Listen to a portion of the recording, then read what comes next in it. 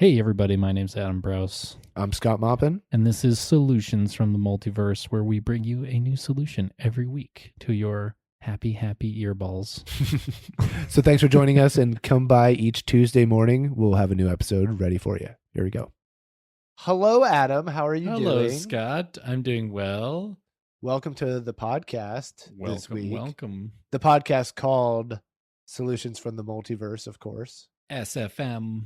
My name is Scott Moppin, And I'm Adam Brous. and we are the Brothers. Every week we come and share with you a totally unheard of solution to the world's problems. Right, and anytime someone has a good idea, we hear noises in the background. Wait, what was that? Oh, that's when we have bad ideas. Yeah, That's the bad ideas. Oh, bad yeah. ideas get the first sound.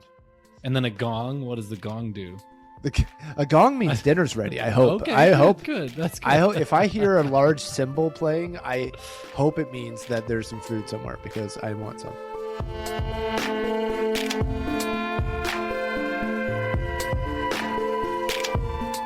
So Scott, I've got solutions today. I think we gotta do a couple of them. I've Okay. got, like these You're small gonna- ones. You got know? your double barreled on us yeah, today. double barreled. Okay, first one. I think we might have talked about this before. Workday fines. Workday fines. Yeah. So like you Uh, take the amount of income that someone's makes a year. Okay. You divide it by $10,000. What? Yeah, Oh, and then ooh. and then you Did I say that out divide loud? that by the number of days you work in a year, which is like 2,000, right? Uh-huh. Or, isn't that right? No, that's too many. That's how many hours you work. You work Divided 2,000 by- days in a year? That's no, really like impressive. 200. People work like 200 days a year, so you divide it by 200, and then that's the fine. So, for example, if you like park your car in the wrong place, you get maybe it's a half day fine, right? Instead So- of saying it's a fine for this many dollars for everyone, it's like no, it's a half day fine, and then everybody's days are calculated when they do taxes the year before, and then that determines their fines that they have to pay the rest of the year. Okay, so Tiger Woods and I are racing our cars on the highway. Yeah, And we exactly. both get pulled over for speeding. Yeah. You're saying his ticket is going to be much higher than mine because way higher. his per day.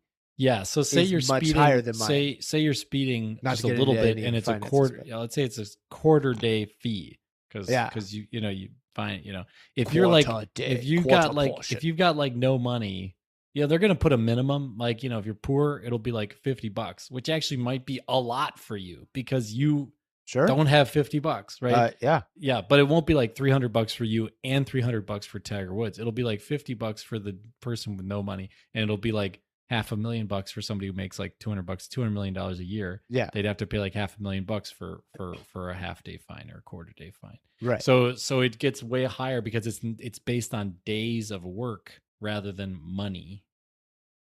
So it's still equal. So that's the thing. People say it would not be good if you said we're going to charge rich people more and poor people less. It's like, no, we're charging everyone the same. Well, It's a quarter day or a half day or 1 day or 5 days. And if you go to court and they need to put a big fine on you or a big bail, you could use this for bail too. right. The bail is set at 10 days of your work. Mhm. Right. So a very wealthy person, 10 days would be like $200,000. But a very poor person, 10 days would be like $200. They don't make any money, And so you could actually set all kinds of things, bails, fines, everything could all be set based on days, and it would be equal. It would, I mean, honestly, another thing, I don't know if this is part of it, but I feel like right now the structure is that a lot of times law enforcement goes after low-hanging fruit and not after like some of the higher, harder. It's like I don't want to tango with the powerful people who could like make problems for me, but I don't mind hassling these skateboarders, or you know what I mean? Like I'll spend my time doing that. Right. But if they got a bigger payout, and I don't want to incentivize it like they're bounty hunters trying to get like the biggest well, whale. They kind of are. But to reverse the incentive some way where it's like, yeah, maybe get the waste of their time. Maybe get the big people who are doing doing massive amounts of damage behind closed doors and just protected by their like office. Get those people. But oh, that's a good point. There's like because there's less of an incentive in like we're gonna get all these graffiti artists. I'm like, cool. What are you gonna get? $10 from what? Yeah, exactly. It's gonna be it's gonna be like $50 fines from each person. Right. That's like nothing. You can't but if you go after someone who fences electronics and they fill an entire shipping container every week with electronics that were stolen, if you get that guy, oh my God, it's gonna be off the charts. Yeah. I guess you'd have to somehow work out people who have informal income, right? So if their income isn't on their taxes, like they're a criminal. Well, they have a whole that's what The Wire is. Like there's investigative units who put on I don't know what the state of it is anymore, but like supposedly like find those things and follow the tendrils out to the people who think they're safe and get those people too. Hopefully that's how you want it to work. Right. But what this is reminding me of though is something that people push back on, which is like this idea that like everyone kind of pays a sliding scale and the rich people pay more. What if we did that on like, I don't know, taxes? Well, we do that on taxes already.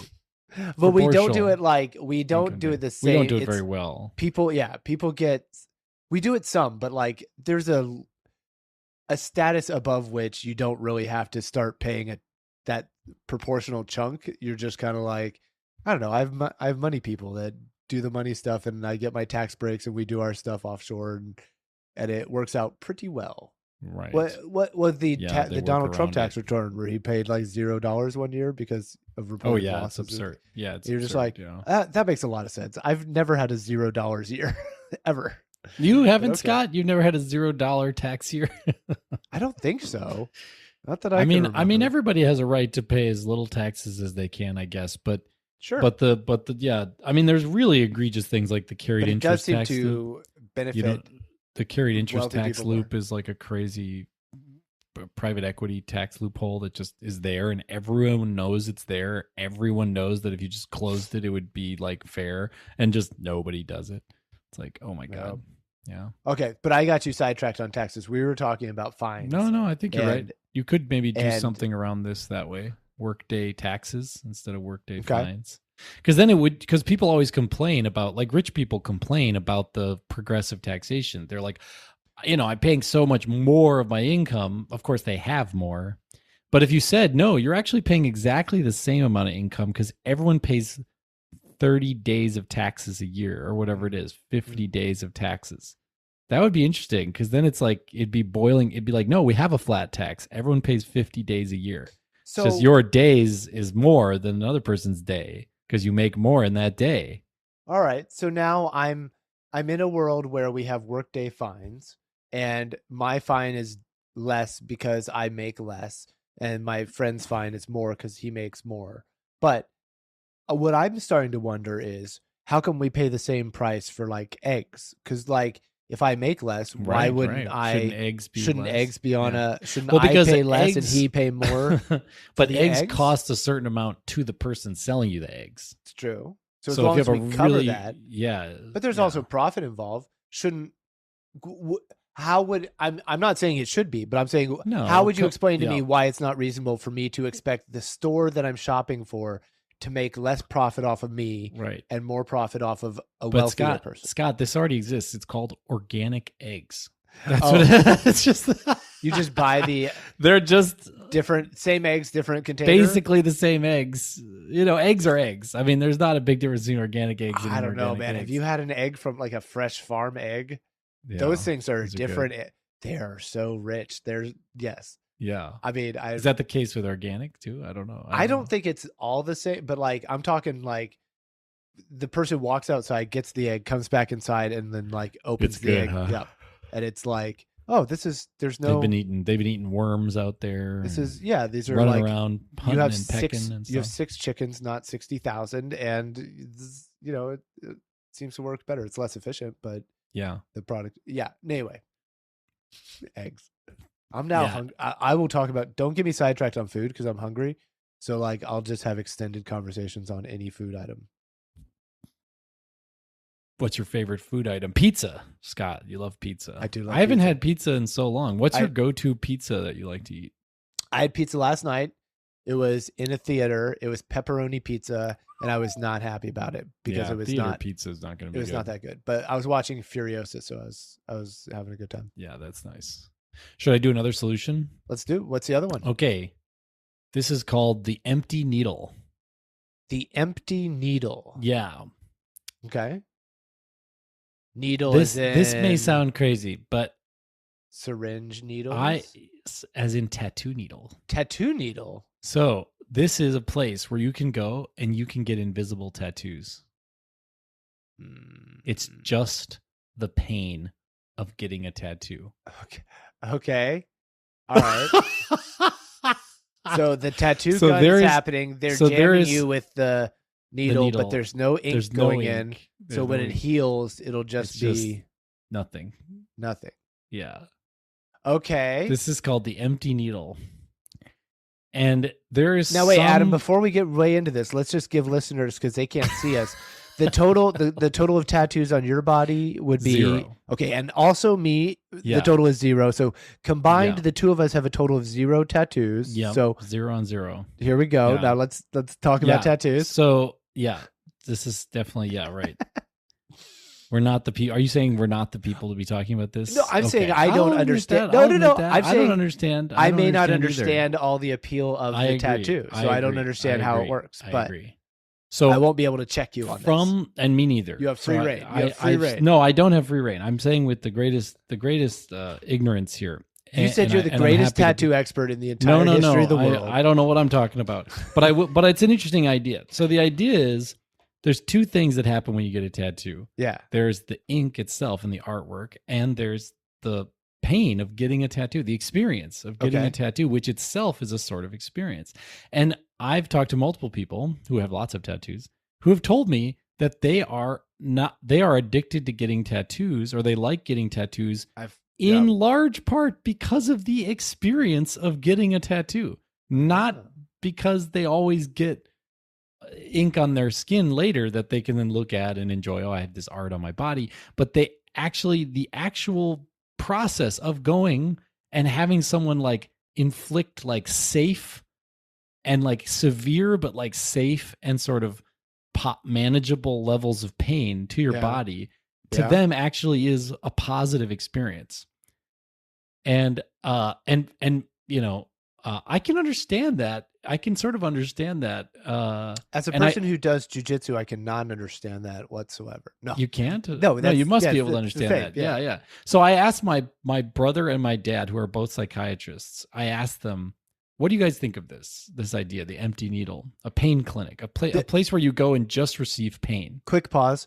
The number of tattoos on your brother and father? 0. Okay, so 0. we're still at 0. Okay, cool. We're still at 0. Cool. But they're psychiatrists, so they have, this is like a question of sort of. And my brother was like, no, this is horrible. You're just going to get a bunch of like people who are like, cutting themselves, and they're going to come in, and this is going to be like legal self-harm, and this is bad. He was like, this is not good.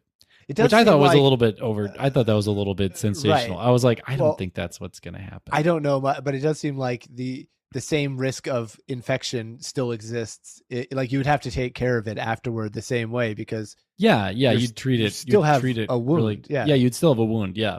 Okay, but that's all manageable. That's all like a thing. People know how to do that. Okay, so but my dad, on the other hand, was like, yeah, this makes sense. He was like, yeah, people. He kind of went down like an anthropological route. He was like, if you look at anthropological record of human cultures across the world throughout history, almost all of them have some kind of like pain ritual, like scarring or tattooing. Actually, in the Polynesian, where tattoos were invented, but like scarring or branding, or like bleeding, cutting and letting the blood go into whatever, the flames or whatever it is. And he said, or even just like you have to go at some sort of pain initiation into adulthood, and even if it's not a physical, if it's like you have to go out into the wilderness for 10 days and don't come back, and if you're surviving, you come, that's a different kind of, but you're still subjecting them to a pain that circumcision. You might do adult circumcision. You might do all kinds of things. You might do a wrestle. Might do a fight. Might be something that's painful. And my dad was like, huh. that would be like a modern, controlled, safe, clinical way to give people the ability to like carefully inflict ritualistic pain on themselves. And I was like, this is awesome.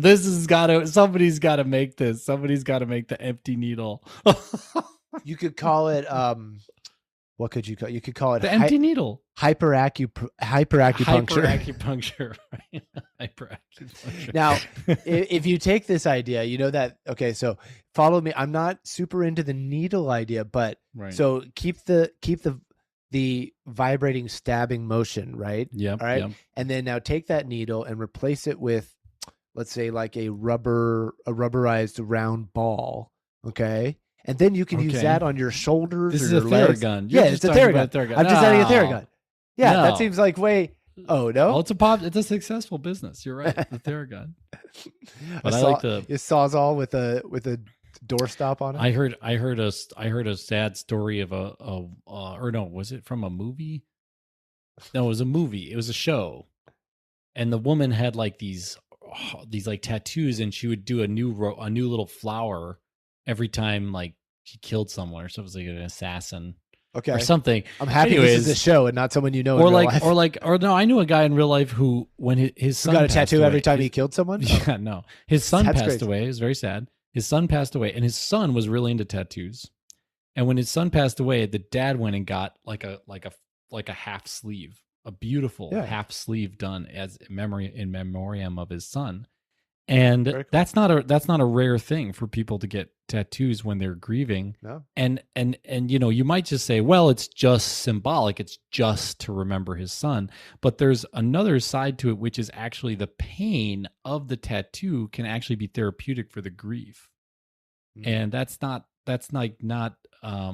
entirely understood, but it's certainly a pattern that you recognize if you look at this behavior.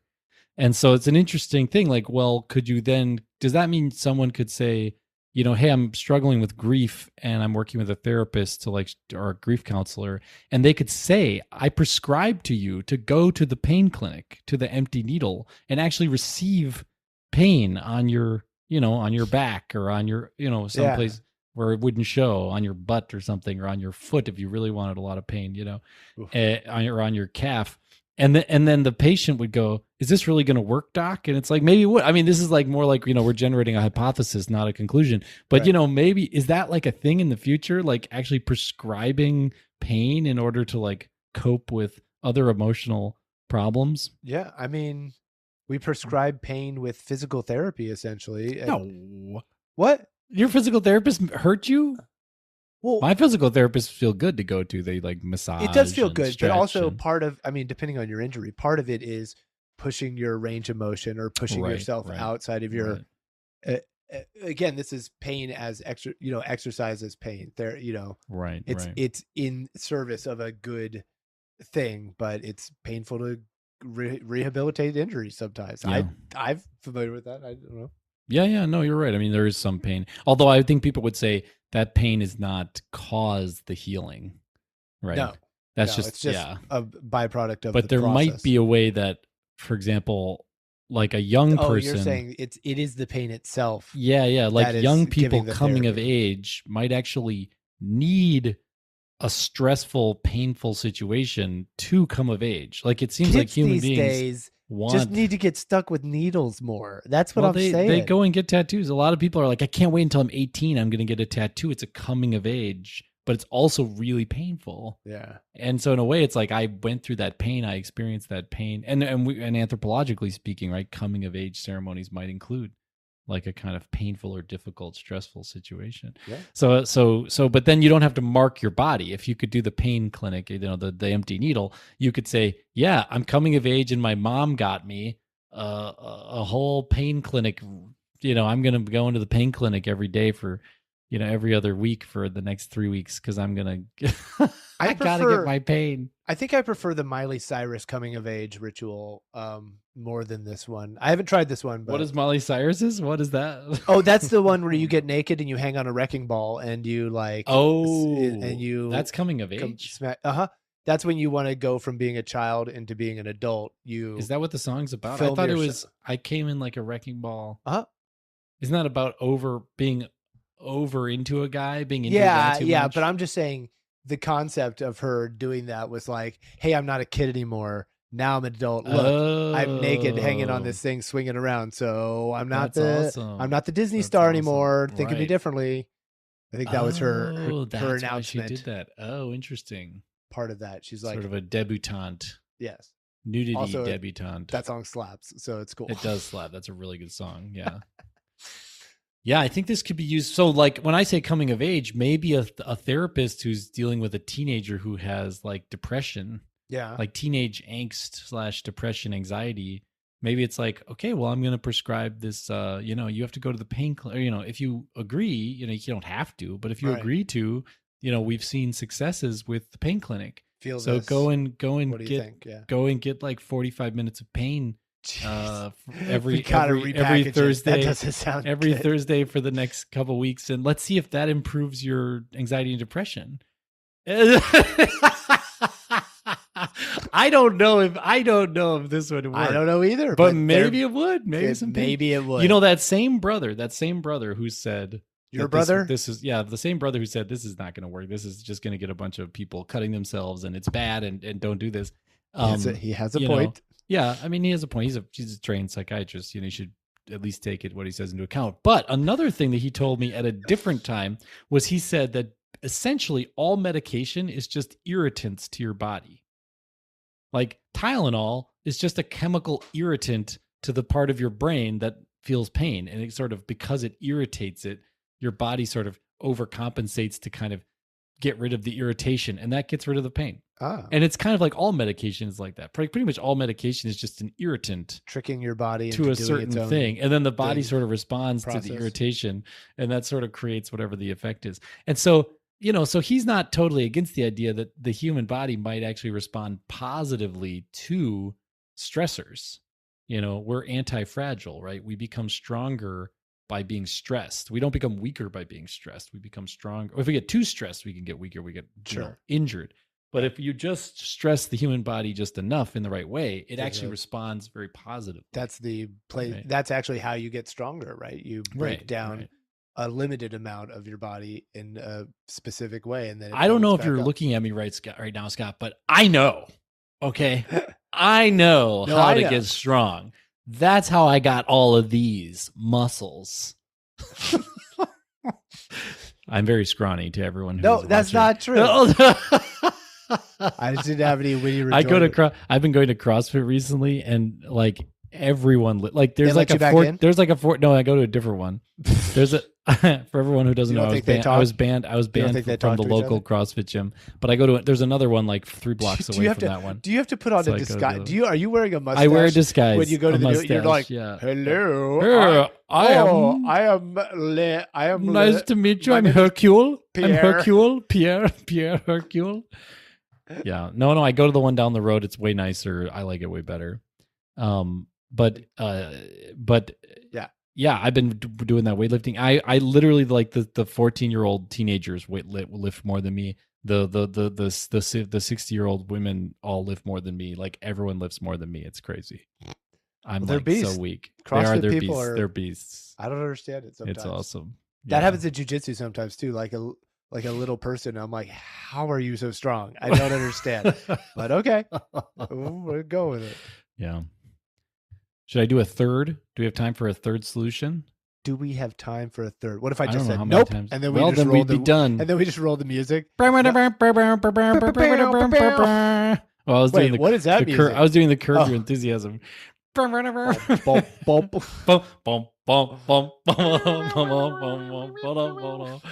that'd be a good ending.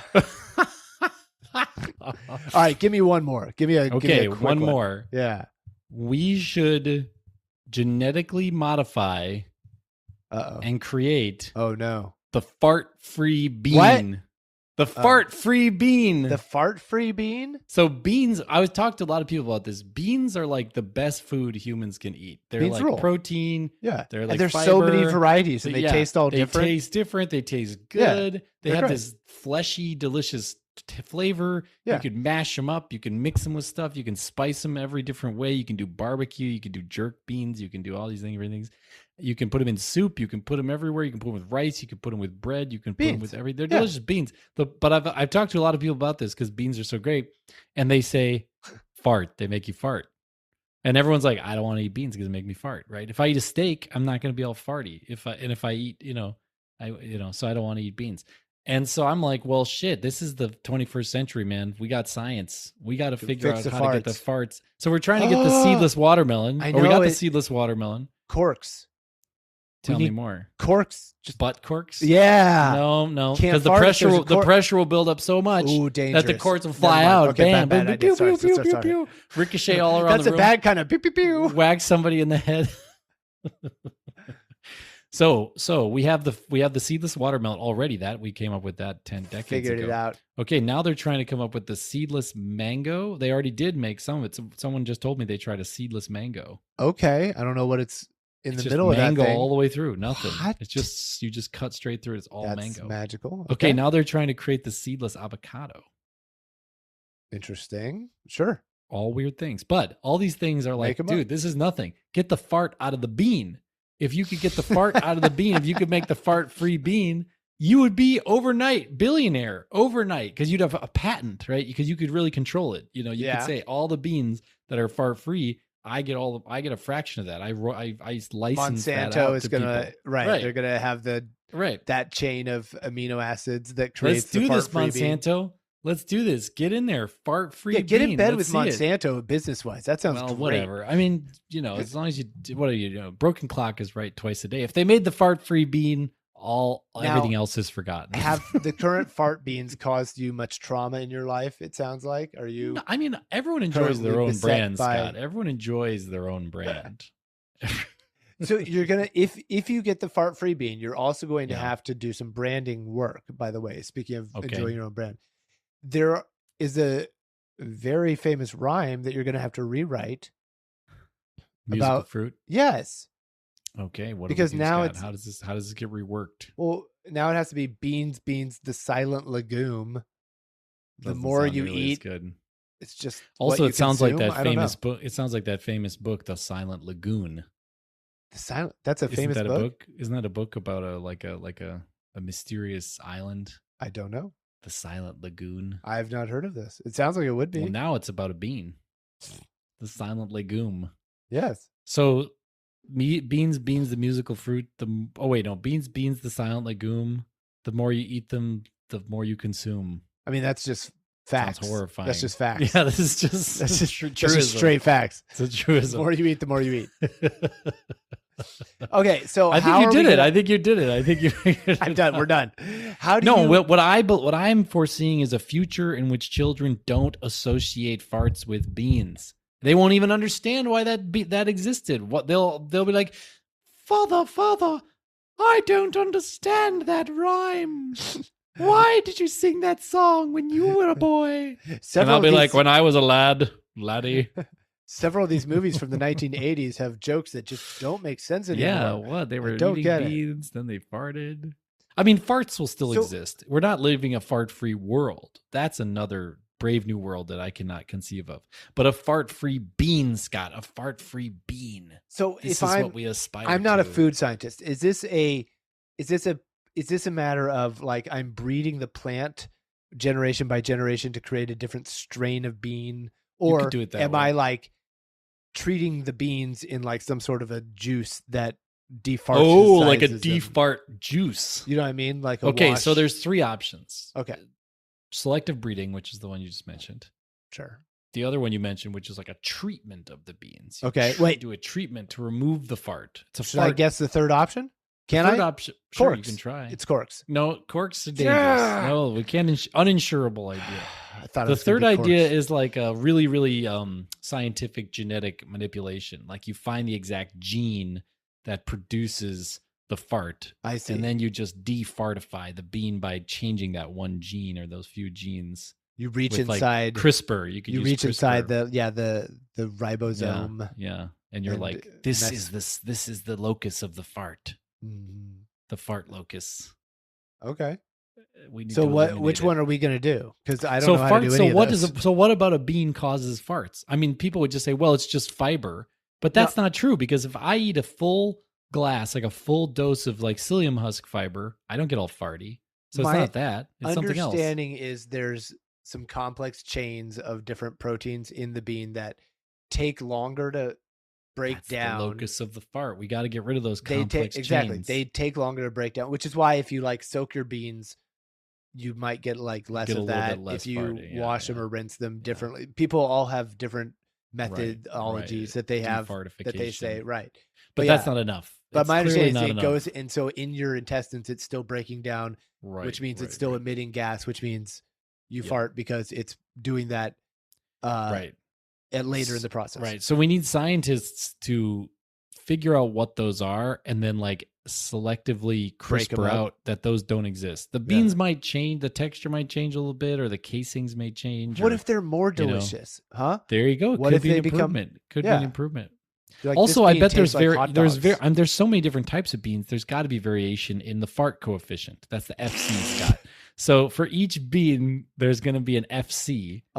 And then you got to find the beans with the lowest FC and see what's going on. Put them in a mass spectrometer, blast them, figure out what electrons, what valences are there. The scientists doing this research, I'm so sorry for you. No, this is a good sign. There are scientists making the seedless watermelon. That's who cares seedless watermelon. But these scientists, it's fun to spit watermelon seeds. That's one of the fun. No. When I was a child, one of my greatest memories of the summer was to eat watermelon and spit watermelon seeds. It was fun. It was like a game, and now they got rid of that. Okay, that does sound fun. Spend so much time trying to get rid of a perfectly harmless thing. Instead of watermelons, you get butts, and instead of spitting seeds, you get measuring farts. So, you mean still sound so fun? Oh, I'm talking about the scientist who has to conduct this research.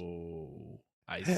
They're capturing. I see. I was thinking about the end goal. You were talking about the process. You're talking about the beans. I'm saying the lab assistant who has to be like, all right, sir, come on into the fart chamber, please. They don't have to manually check the farts. They can just attach an apparatus, and the apparatus can just, it's like a little, like a reverse gas mask. Well, no, it can just be like a little, propeller thing, and then every time you fart, it pushes the propeller a certain amount, and that's how you measure a tiny wind turbine for your butt. Well, now this gets exactly. Wait, okay, so if we're gonna do that, then we need to connect those wires with the cork first. You can cork it, and then tube. That's true, but we got to connect those wires to some sort of a battery so we can store the energy that these the farts create. Because if we're spinning a turbine. Oh, okay. Well, I guess we'll just use a laser to cut down to the center of the earth instead. That was a good solution. We talked about that last time. I'm trying to get fart powers. Quaze.terra. So wait, what this brings up though is wait. This is an important question. What if we actually need two fart coefficients? We need the fart. Don't laugh. This is important. I've always felt like I needed. No, if you could get people to eat beans, that would drastically. This is a climate change solution. I live by myself, bro. I eat beans all the time. What are you talking about? Well, the rest of us, we can't blow the doors off of our house because other people are here.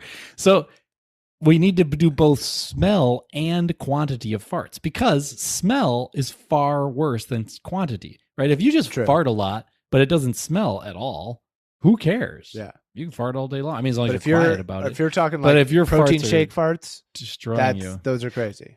I can fix those. You know why those cause? You know what those causing that? Maltodextrin. Okay. Oh, it's if you get not a sugar. It's called maltodextrin. It's just it's an additive. It's a starch. It's an artificial starch. That's actually a waste product of other production processes, but they put it into food because people think you can eat it. But it actually destroys your microbiome. So if you go get a protein powder that has no maltodextrin, your protein farts will go away. Okay. I solved it. See, I'm defarting this. I'm a defarting machine. I'm also a farting machine. I'm a farting machine and a defarting machine. We are, but are we not? But quandaries. What is that? Oh man, I was reaching for a word I can't get. I am a contradictions. I contradict myself. Manifold. I'll pull it as soon as we're not. Yeah, I pull it right out of your ass. So which is where the farts to fart is human. Because if you think about it, the only reason we fart and have a sound is because we have upright posture, which makes our butt cheeks stick out over our anuses. And that's what makes the resonance of the vibration for a fart. Oh, you're just talking about the sound. Yeah. So like deers are farting all the time, but you never hear, but I mean a true human rip, Yeah. That only happens because we have upright posture, which is a human feature, the upright posture of the great apes. Well, and so the fart I'll throw a different is so theory. human. It's a human behavior. I'll throw a different theory why we have noisy farts and other animals don't. Yeah. We have fleshy butt cheeks. That's because of the upright posture. But everyone else has furry butt cheeks. Oh, the fur dampens it. What you're hearing is like but they don't have butt cheeks. Flapping against. They don't look at even a gorilla. They don't have butt cheeks. Bro, because they you don't think I look at gorilla butts all the time when you're not around? They don't have butt cheeks. You don't have to tell me anything about gorilla butts. I know. I'm going to lecture you about gorilla butt cheeks because clearly you're thinking they have butt cheeks. I spend 95% of my day thinking about gorilla butt cheeks. Their butts just look like bony. You don't know what kind of arena you just stepped into. You just stepped into the arena, the gorilla butt arena. Oh, okay. So baboons and stuff, their butts like puff out like red, they got good butts, but that's not around their anus like our butt is the butt cheeks are right around the anus because of upright posture.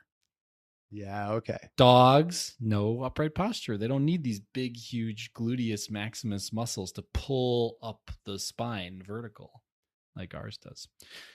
So yeah. Okay.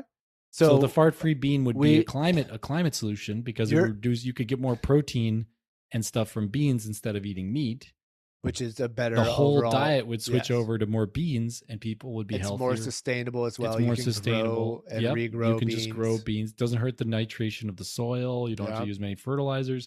This would be a huge climate solution if you could just reach in, go to Mexican restaurants to the bean, and you get more date. Husbands would do better. Their wives would not be as bothered by their husbands. Or wives. Everybody who likes beans. Wives somehow evaporate. The farts seem to just evaporate out of them. I don't know how it works. Oh, is it magic? They're having to go to extra trouble for your male privilege. They're having to go. Are they? I don't think they squelch their farts in private. I don't know. You don't think ladies fart? No, they do fart. Clearly they do, and I've heard them, and it happens. Not as big and strong as men. Not nearly as much. Oh, yeah, no. not nearly as much. Men are bigger, stronger farters. They're better. I'm not saying that. We have just physically better butts. That's right. Well, something's going on that there's definitely more coming. I don't know why. I think, but anyways, it is. It's the patriarchy. This is the fartriarchy, Scott. No. I just read the book. I just read a bunch of. I'm late for not this. Oh my gosh. Oh boy. You think you're going to get canceled for the fartriarchy, Scott? I don't think so. No. I just read all a bunch of books about the patriarchy. I read the first one called Creation of the Patriarchy, and then I read another recent one called Why Does Patriarchy Persist? And I was really learning about patriarchy. Why did you read a third one called How to Continue the Patriarchy no matter what? Then I did that. Whoa, that's a little suspect. How to create the fartriarchy, which is the next goal here. No, I'll do another solution on the patriarchy. I think I have a solution for the patriarchy. To make it weaker, right? Yeah, to get rid of it. Okay, cool. Yeah. Okay. No, it's bad. It's bad for men and women. But I think we'll do a solution about the patriarchy later. I've kind of already done it a little bit, but I think we'll put a finer point on it. And you solved it because the patriarchy is gone last time I checked. It's still... Isn't that the book was called... The book I just read called Why Does the Patriarchy Persist is because they're like, it still persists. Oh, but books take a long time. I thought maybe in between the publishing and now it had evaporated. Well, maybe next. This episode is about not the fatriarchy. That's fatness. This is half fartriarchy. Half fartriarchy. And what was the first half? Wait, the three of them. We did three of them. We did Workday fines and taxes. Workday fines. Bail fines and taxes could all be Workday. Then the empty needle pain clinic. And then the fartriarchy. And then the fartriarchy. The fart-free bean. Saving you money. We're giving you pain. And we're easing your farts. Yeah. Well, the goal of the pain is to help mental illness. But yeah, like grief and coming of age, teenage angst and grief and who knows what else. Maybe transitional periods in your life, like when you're transitioning from one job to another, you should go to the pain clinic a little bit. Might help you. Because that's just what humans seem to be into. I don't know. Do you have a favorite bean? Fava beans are really good. Okay. Yeah, those like are the big favas. white. They're big. Yeah, they're really big and white. Okay.